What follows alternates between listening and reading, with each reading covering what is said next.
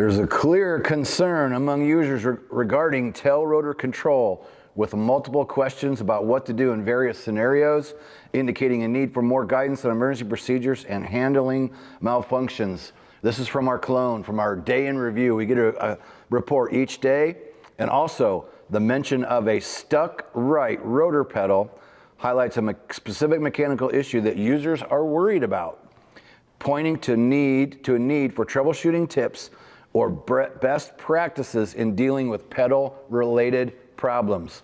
So we're going to talk about that first, and then we're going to take some helicopter questions from you, people that in live chat, and we're going to give away a book, Private Pilot 101, and we're going to give away a commercial 1-year membership. So do us a favor right now, subscribe to the channel if you haven't yet. Please do us a favor and subscribe. Helps us out a bunch for all this free content that we put out. Put a like on there, and today, comment in chat, but comments below on other videos are very useful for us as well. So we're talking about our clone, and our clone is located at askhogs.com. You can go below and click on the link to go check it out. 24 hours a day, 7 days a week, you can ask training-related questions, flight and ground. 14 years of my content's loaded in this thing. Blogs, podcasts, videos, paid content, free content. There's over 6 million words piped into my clone. It's amazing. Go down below, askhogs.com.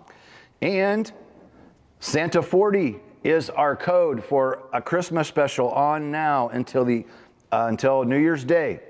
So it ends New Year's Eve. 40% off any private, instrument, commercial, CFI, monthly memberships, yearly, and the big pro pilot, 40% off. Santa 40, go to helicopterground.com. That's below this video as well. Go there, use that code in checkout to get the discount. So the book giveaway, so we're going to do signed copy. We're down to 12. The pile's getting smaller. We got 12 more of these to give away. So first person, if we don't have one in there yet, she's shaking her head no? Nope, okay. So just type a general helicopter training related question. Anything you want to know about flight or ground training, type that in chat and you win a signed copy. I'll sign it for you. And then once we declare the winner in chat, we will pin it down below before we're done, and then also email Heather at helicopterground.com with your shipping address and your name, and she'll ship it off to you.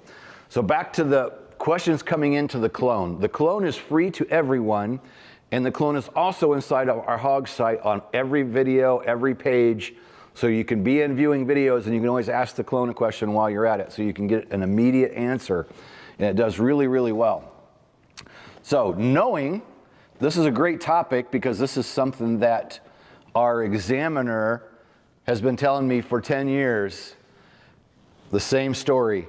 People are having trouble with understanding the difference between stuck pedal, tail rotor malfunctions, tail rotor failures, differences between the different things. So this is a common problem, and maybe we'll even walk back to the R22 in a minute here, and I'm going to tell you my resource. So we're going to go with this conversation right now about stuck pedal, okay? My resource for this is the Helicopter Flying Handbook. You may or may not know, if you're flying a Robinson, in the Robinson manual, it doesn't give us, in the R22 or R44 anywhere, it doesn't give us a procedure for stuck pedals. It's not mentioned. So Robinson's not telling us what to do. So if you don't have the resource from the manufacturer, you have to go to the Helicopter Flying Handbook. And when you go to stuck pedal issues in this book, it's about 2.5 pages of reading. And you read it and you're going, okay, well, what the hell is really going on here, right? So what we did is, with this past summer when we were doing our final approach courses, I had a young man here from down south, and we were working on his commercial, and we were talking about stuck pedals, and I go, you know what, let's really dissect this chapter in the Helicopter Flying Handbook. And here's what we came up with. And my resource is Helicopter Flying Handbook, page 11.7. It says, do not auto-rotate. Okay, so do not auto-rotate. That's not the answer, auto-rotation. So we deciphered that book, and here's what we came up with the best description that we can give you on stuck left, normal to steep approach, at 2 to 3 feet, increased collective to align with runway. Stuck neutral or right, low power approach, run on landing, reduce throttle as necessary. So I wanted some kind of a memory aid that people could come up with so that they could, when you're having a discussion with the examiner, something you could kind of go to and where that resource is. So this is a great question, and I'm not surprised that people are asking in the clone and having trouble, because from my examiner, people struggle with these. So you got to study the differences. You need to make sure you understand. And I'm gonna even walk back to the helicopter real quick. I send these. In chat, good. If you want to wrap up your. Okay, we'll do that question as soon as I cover this right here. So the thing that the examiner has told me commonly, here's where people are getting confused. When they're taking their check ride, you'll see him, first he sends them out to the helicopter. He'll say, go ahead and go out in pre-flight, and I'll be out in a minute. So they go out, grab the checklist, they start working their way around the helicopter, and usually comes over and talks to me for a minute or two. But then when they get back here near the tail rotor, I'll almost always see him come walking up, and they'll start having a conversation. They'll be here for about 3 or 4 or 5 minutes at the tail rotor. So the question that he asked that people mess up all the time, I don't have to yell at the camera, I got a mic clear over here. He's gonna ask which way, what is the movement of tail rotor thrust? Tail rotor thrust pushes against the tail boom, okay? So I think people, what they get confused about, they think about that turbulent air that's being blown away from the tail rotor. They think of that as thrust, but that's just dirty turbulent air moving away from the tail rotor. The thrust from the tail rotor, in the R22 specifically, is actually pushing against the tail boom. So the thing that he points out is, remember, a stuck pedal is something, you know, a cable's jammed, a foot pedal is, you know, something, maybe an iPad jammed in the pedals. That is stuck pedal. That is not a failure. The tail rotor didn't fail. Something in the system for moving those pedals. So that's not necessarily a failure. A tail rotor failure is the drive shaft breaks. It's going back and driving that tail rotor, it snaps. Tail rotor flies off. You lose a rotor blade. The gearbox locks up back there. That is a failure, okay? So make sure that you understand the difference between stuck pedals, tail rotor failures, and then LTE. And he always brings that into the mix. Loss of tail rotor effectiveness. So again, coming from an examiner of 35 years, telling me over and over, please do videos on these. Please make sure your viewers understand, before they come to a check ride, they understand stuck pedals, what to do. LTE, what do you do? Tail rotor failure, what do you do? And to wrap that up real quick, there's a myth out there, and I'll ask this all the time. I'll say, so what do you do if you're flying along 500 feet, 70 knots in a Robinson, and you have a tail rotor failure? A good majority of people will say, well, I'll just manipulate the nose with the throttle and I'll start, and I'll like, nope, stop. Not acceptable. The POH clearly states enter auto rotation, try to make your auto rotation landing. If you can't go clear to the ground, pull the power in, fly until you can make an auto rotation landing, re-enter auto, go to the ground. That's it. That's in the Robinson manual. So don't tell an examiner you're going to manipulate the throttle, because that is a wrong answer, and that is hands down a failure. Lindsay has her hand up. Do you practice stuck pedal landings with your students? You know what? I don't. I used to when I was flying the Instrum, like on a daily basis, all the time, every day.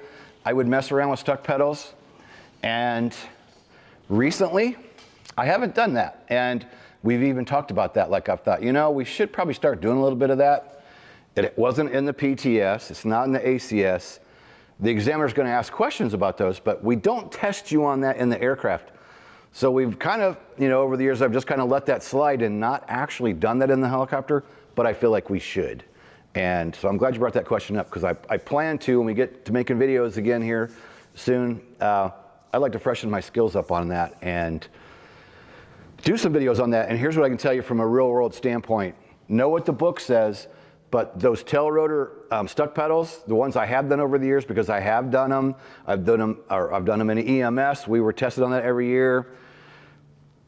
Every time you come in, the aircraft's going to act different depending on the day, the wind, the weight, the conditions around you. So I think the reason they don't have us do that in check rides is because it is can be a difficult maneuver, and you can wreck the aircraft And because it varies so much every day, it's not the easiest maneuver to do. And I can remember even in EMS, like doing what I thought was right, and the examiner or the check airman was like, well, you just killed us, you know? And I'm like, no, I didn't. Why aren't we still flying? He's going, but you could have. And I'm like, yeah, but I flew out of it, right? And as long as I got fuel, I can go around and try again. Anyway, is there another question? We got quite a few coming in. A bunch of questions? Okay. I'm going to start off with Nick Good, who was in our chat yesterday, and he's going to receive the copy today. Okay, so email Heather at helicopterground.com, your physical location. We'll sign it for you, and Heather, that'll be next week before Heather ships it out. And Nick Good wants to know, what is the best way to build hours between private and commercial certification? Get your instrument rating. The best, smartest thing you can do between private and commercial is go get that instrument rating. Even if you're not even sure if you want the rating, even if you're not going the pro route, the beauty is while you're building time for your commercial, you're logging PIC with an instructor, and with that, as you're building PIC time, you're learning instrument training, which is something that can save your life. Instrument training absolutely can save your life. You might need it in your career if you're going to apply for jobs. So that would be the number one best way. You're building time anyway. Yes, it's extra money for an instructor, and it's extra money for another check ride, but if you're gonna be building that time to get to commercial, hands down, do that instrument training then. And I can say that firsthand because I did all my ratings. I did private, commercial, CFI, wait till I got about 800 hours flying, and then I gotta go back and get my instrument training. So then I got to start studying again. I kind of got to learn how to study, and it was a real pain in the ass going back and doing it later. I wish I would have done it in between private and commercial. Then another good way is you got to research. You can research for ferry flights, which they're kind of hard to come by, but you can also research. There are things that happen, like say, like out in California, they'll have a news station where they'll let you go along, fly the helicopter. There's an instructor that's flying, and you can pay a reduced rate to go along and actually get to be PIC while the instructor's talking on the radio or doing whatever. So there are some ways like that, but you have to research them out. I can't tell you where exactly. I know some people have done that way back, but that's been a long time ago. And then the flight school I went to, they had a pipeline that we could go along on for like $75 an hour, R22 time. And that school's no longer there, but that was one of the ways I built about 40 hours for my commercial, was going along on a pipeline. Instructors watching the pipeline, I'm flying, and I'm just, there's turn right, turn left, and just fly. So you have to research those opportunities out, but that's the best ways I can think of to start trying to build that time. Great. Next question is from Robert. He is 27 years old, no military experience, and is at a dead-end job with up to $30,000 to his name. And he wants to know if it is too late for him to start helicopter pilot training. Absolutely not. I was 32 before I had my first helicopter flight. So I started at 32, had my CFI by 36, and started my career at 36 years old. So simple answer for me, I started at 32. So you're 27, you got 30 grand in the bank, you don't have to finance the whole thing now. Focus on that private pilot. Make that step one. When people focus on private, commercial, instrument, CFI, it's overwhelming and it's a ton of money. I didn't have all the money either when I first started. So break it down, work on the private, get that first. That's your first goal, just focus on that.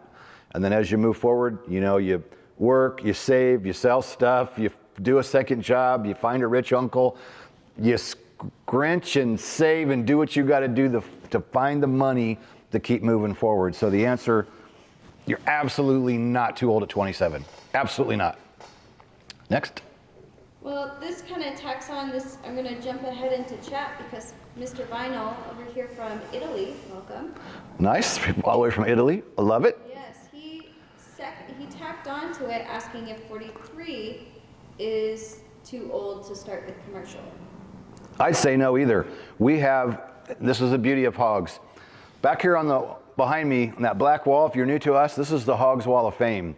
There are 4 big screen TVs back there running all of our members that have gotten their commercial, private, instrument, and certified flight instructor ratings over the past 14 years with us. And a lot of the guys up there on the wall are in their 60s and 70s getting their ratings. We know there are instructors out there teaching clear until their 80s. So at 47, if you want to do it, it's in your heart, I would hands down go after the dream. I don't think you're too old. There'll be some people that say, oh, you're starting too late. So you'll always get that negative side of it, but you always have negative Nancy and Debbie Downer and everything you ever want to do in your life. That's just the way the world works. Hands down, I don't think you're too old. Start flying, start building the time. Personally, I have no problem hiring somebody at 57 over 27.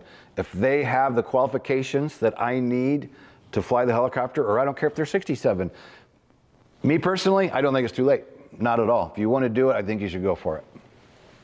He said, thank you for your kind answer. He's been following hogs for quite some time, and your answer is really encouraging. Nice. And when the other thing I tell people is, hell, at least go do it. You have an inkling to do it. Again, just like the other gentleman, at least get the private. Go get the private, because then you can do it. You can go fly for fun, take up your friends and your family, go fly to have lunch, go fly along a lake shore. There's so many wonderful things you can do. So absolutely do it. And moving on, we have Bill. He has 2 questions. Okay. His first question is, what is the difference between VRS and settling with power? And Okay, let me answer that first, because that's pretty quick. For years, in the books we learned in, I started out with the basic helicopter handbook, then we went to the rotorcraft flying handbook, and now we're in the helicopter flying handbook. For years, the terminology was settling with power. They changed it in the helicopter flying handbook. So now when they refer to settling with power, it's actually called vortex ring state. And for years, people complained because the US called it settling with power, other country called it vortex ring state, and people go up back and forth, which is it? That's the main simple answer is, for years it was called settling with power. It's now called vortex ring state. So I believe that should clear that answer up for you. And what was the second part? Bill wants to know, if someone becomes a military pilot, does his flight hours count for a civilian pilot license? I can tell you that in the US it does. And I can't tell you the exact steps you go through, but I know military pilots that came out of the military, went to the FAA, and got a license issued on their military experience. And I'm sure that involves some documentation that you bring over from the military. I can't comment on it because I didn't go through the military. I did the civilian route. But yes, I know pilots, hands down, that were in the US military and then got out of the military and converted to the FAA license. Absolutely. I think that is... Is that it for now? That is it for now. Okay, we've got a couple other things, and then we'll ask the question for the commercial pilot giveaway. So I want to mention that we have R22 and R44 courses inside our private, commercial, and CFI courses. They're added, so if you sign up for private, you get R22 and R44. If you sign up for commercial or CFI, same thing. They're additional, so those aren't, we don't sell just those courses. They're there as a complementary to, for example, the private pilot course. So you can go through the private pilot course, and then you can go to the R22 or R44 course for specific information on those aircraft. So now that we have an R22 that we're operating, sitting back here behind us, as you can see, and we have an R44 that we're operating, we're updating the images and updating some of the videos and trying to update those courses a little bit now that we have those helicopters available to us. When we originally built those, we didn't have any at Robinson's available to us. And then something special, this is time sensitive, 50% off instructor time. This is not gonna last long. But this is short term, you gotta get on the schedule. We put you on the schedule with payment, whether you're doing a, like say an SFAR sign off or you want to do a check ride. Anybody that wants to get in before January 20th, we can give you a 50% off instructor time. That is 50% off our daily rate because we charge by the day. We don't charge by the hour because we do one-on-one exclusive training is what we do here at Hogs. So that's available, and you can reach out to Heather, 574-767-1797. Text or call her to get information about getting on the schedule for whatever type of flying you would need in the R22 or R44. So let us know on that.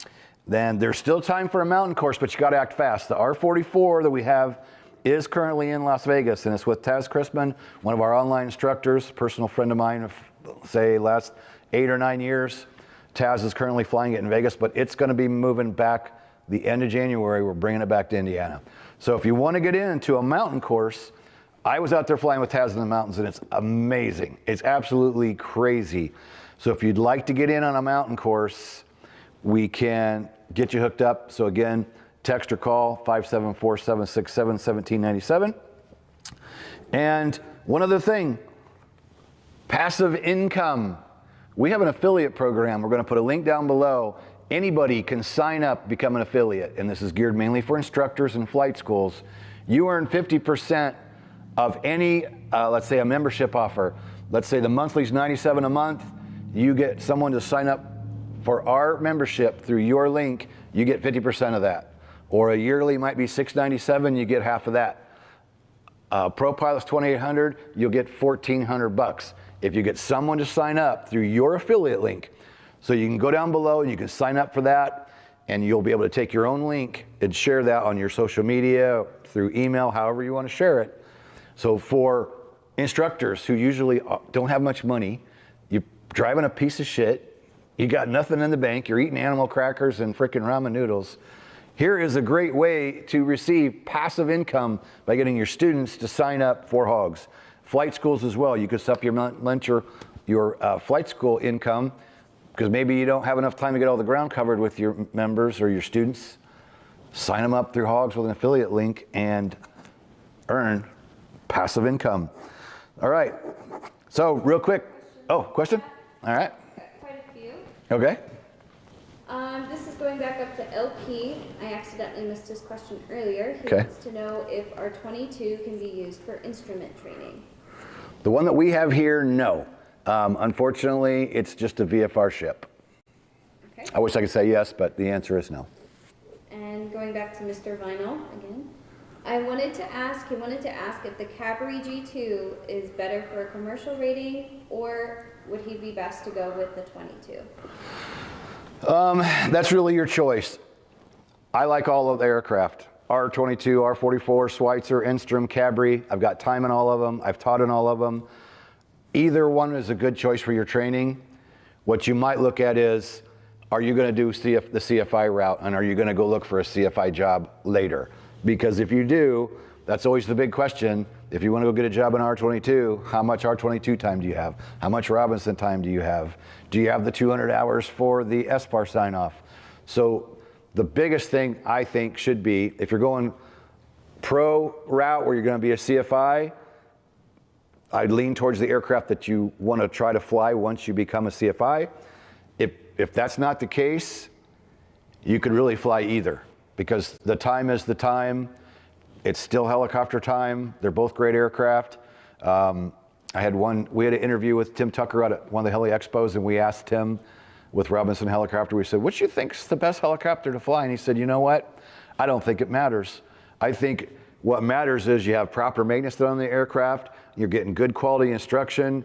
And he talked about in the military, they did a study on, they took a large number of pilots, some trained in this aircraft, some trained in this aircraft. And after the study was done, they basically said it didn't matter what aircraft the person flew. It made no relevance on how well they did in the aircraft. So I think that's your personal choice, whichever helicopter you prefer. Okay. I have to scroll through chat a little bit. All right, well, you're screwing through there. Whoops, sorry, we're live, so. Paul G. OG Paul, what is the primary purpose of the freewheeling unit? Freewheeling unit is like a clutch, would be my quick short answer. You know, you push in the clutch on your car and you can roll to a stop.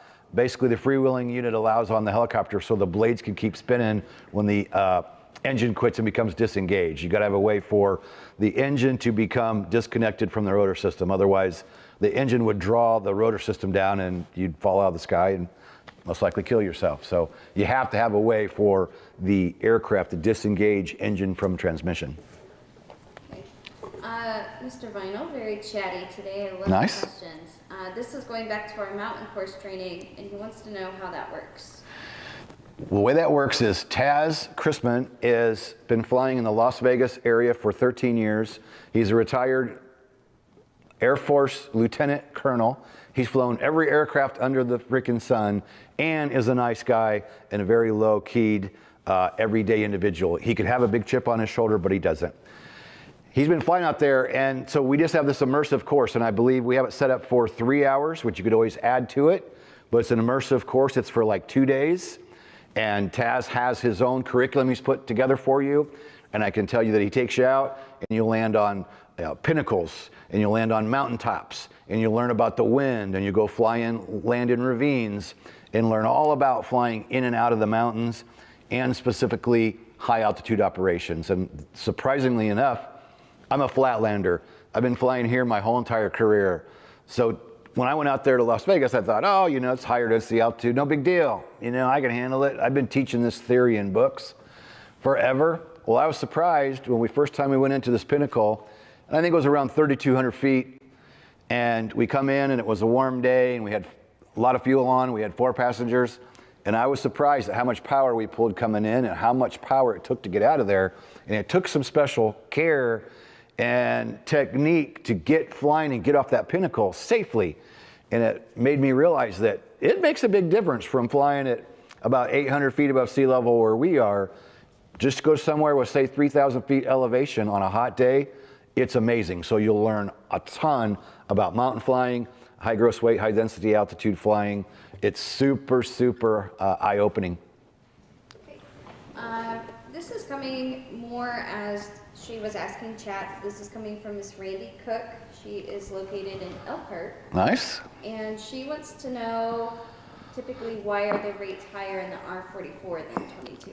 Oh, you asked this question. Lindsay's, at Thanksgiving, one of her relatives asked this question, and I can give you the simple answer. I insure 2 of them. I insure an R22 and I insure an R44. The R22, the policy's around $12,500 for 1 year. The policy for the R44 is $26,000. So just fuel alone, the insurance on the R44 is double. The fuel, we burn more fuel per hour. Price of the helicopter, doubled. Price of an inspection, well, I'll give you an example. If we had an R22 sitting beside the R44 and we had them sitting here together, I could point out to you the mass of the rotor blade. And when you looked at them side by side, you would realize that the rotor blade on R44 is like double the size of the blade on the R22. So I can pretty much guarantee you the blades, to replace the blades on R22 is probably 50% of the cost of replacing the blades on an R44. So that's a valid reason why that price is higher. And just a fun little note, we just did the math for operating R44 in 2024. People will say, oh, and they'll say blah, blah, blah. Here's what it's cost us this year. $803.17 per hour. And when I did one of these before and come up with a quote, like halfway through the year, somebody said, well, yeah, but if you flew it more, it'd be less. And I'm like, yeah, I get that. I'm just giving you one scenario on the particular aircraft that we've operated, and we had 2 months down because of an overspeed, and it cost us some money, but overspeeds happen. So that gets worked into the deal. Then we had an engine problem on the 100-hour that we were down for 3 weeks. So totaling everything that we've had to spend to operate that aircraft in 2024, $803.17 is what that helicopter costs us per hour. So as you could imagine, we really should be charging like $850 to even make anything, to even cover our expenses. So R22, those are, I just heard somebody charging $400 an hour. We charge $350. There would be why you'd be at $400 for an R22 and $800 for an R44. So pretty simply, that's a valid reason behind why the R44 is so much more expensive. Hands down, it's just related direct cost of the machine. Next question is coming from Dread Nova, and they want to know, why does fuel consumption reduce the higher we go in altitude? Well, there's several good reasons for that. As we go up in altitude, there's less air for combustion. So that means the engine's not going to run as well. It's going to run hotter, and in turn, it's going to burn more fuel. And the air becomes less dense, as we mentioned, so it's harder for the helicopter to do its job. As the air is less dense, the rotor blades have to work harder to keep that thing at the same speed, the same altitude. So as you go up in altitude and your altitude goes up, the air gets thinner, it's performance of the engine, performance of the actual aircraft itself, rotor blades moving through the air. Those are the main reasons that you would burn more fuel. I believe that was the question. Yep. Paul answered it in the chat and said, he simplified it, airspeed over altitude when departing a pinnacle. Maybe that was the question. Airspeed over altitude when departing a pinnacle. Is that what you said? That's basically what you said. Yeah, I mean, I didn't dive into what we did that day. What we did was kind of weird. I've never done it before.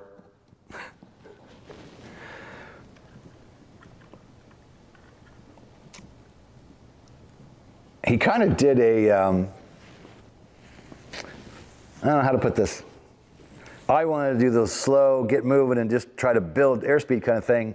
And he's like, no, here's what we do. It's more of a, like this, and build up airspeed and fly away. It was pretty freaky. He's done it a million times. It made me kind of go, I don't know how much I like that method, but, anyway, that's a whole other story for another day. Are you ready to go into? We are. So we're going to give away 1 year commercial pilot membership. And remember, the way the questions appear in chat, depending on whether you're looking on a computer, iPhone, iPad, where I'm at, where you're at, we have to claim the winner by our chat. Lindsay will claim the winner by what she sees pop up first. And every time somebody complains, I answered first. Because in their chat, it appears that they answer before another person. We can't go by what someone else's device shows. So I'll ask the question, and Lindsay will be watching in chat. So as I get ready to ask the question, we're going to recap real quick. Remember the clone. It's down below. AskHogs.com. Go down and check it out. 24 hours a day, 7 days a week. Ask your helicopter training questions. Santa 40. Go down below, helicopterground.com. Santa 40, 40% off any membership now till New Year's Day. Free PDF down below for Private Pilot Blueprint. Free PDF down below, and the same link will also offer you a paperback copy if you like. We're giving away one every day until New Year's Day, along with more memberships and some hoodies and a nice fancy helicopter jacket that we're going to give away coming up, and maybe even a pro pilot. The pro pilot. That we discussed earlier. Subscribe, do us a favor, subscribe. Please, subscribe to the channel, give us a like. And that way you'll be notified each day as we go live. The time should be relatively close to the same. Okay, so commercial pilot question. This is a giveaway. So my reference, 2024 FAR AIM manual.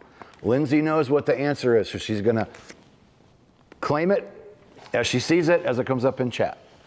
So, from the FAR AIM manual, for a helicopter rating, and this is under commercial rating, we must have 150 hours of flight time as pilot that consists of at least 100 hours in powered aircraft, of which 50 must be in helicopters, 100 hours of pilot and command flight time, which includes at least how many hours in helicopters? That is the question. So it's a simple 2-digit answer. And this surprises a lot of people when they want to do their helicopter add-on. When they realize how much PIC they got to have, they go, maybe I'll just get the private add-on first and then do the commercial later. Got a winner? I did. And he put in the wrong answer yesterday and got it correct today. And it is, I'm so bad at pronouncing your name, and I am so sorry. It is Gilliard.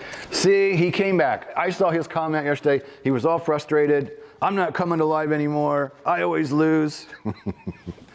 See, and you came back and you just won. That was good. 35 hours, correct? Yep. All right, it's right there in the FAR AIM, so there isn't an argument about the answer. 35 hours PIC. So thanks for everybody for tuning in. We appreciate it. All those links are down below for all the fancy, great stuff that we're offering. Come back each day. And if that's all you got, Lindsay, we'll do a peace out. All right. Books going down each day. All right, see you in the next video tomorrow. Peace out. You feel the pressure to fly, but know the right decision is to stay on the ground. Hit the hogs, no-go, and live to fly another day. Helicopterground.com